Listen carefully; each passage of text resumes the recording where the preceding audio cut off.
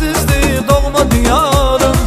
Elə bir çiçəkdir güldürmüşlü, əsrlər şahiddir Azərbaycanım. Köksündən parlayan ləldirmişli, əsrlər şahiddir Azərbaycanım. Köksündən parlayan ləldirmişli. Yayılır hər yana səsi sorağı, çoxdur yiğitlərin nər qoçanları.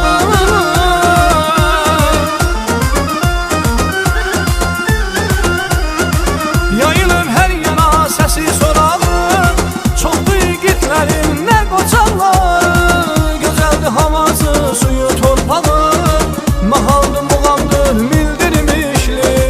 Gözəldir havası, suyu, torpağı, mahaldır, muğamdır, mildirmişli.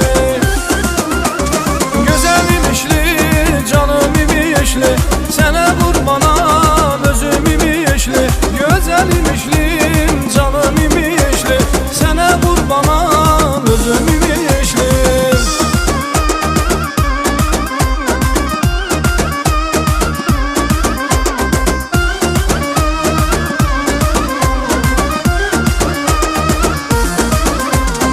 Hər yana baxırsan çiçəkdir, güldür, bir yanı arazı, bir yanı kürdür.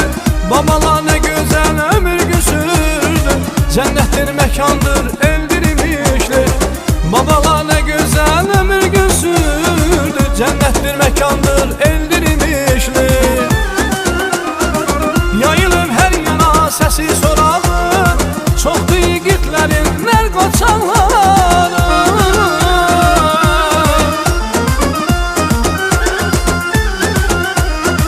Yayılır hər yana səsi sorağı, çoxdur yiğitlərin nər qoçanları. Gözəldir havası, suyu, torpağı, mahaldır, muğamdır, mildirmişli. Gözəldir havası, suyu, torpağı, mahaldır, muğamdır, mildirmişli. Gözəl imişli, canım imişli, sənə qurbanam, özüm imişli.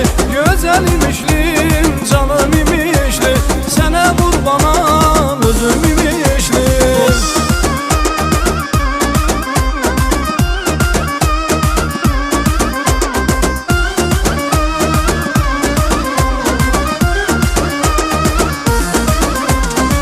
Gəlin bu yerləri gəzin dolanın, gözəl insanlarla dost tanış olun. İmişli elinə bir nəzər salın,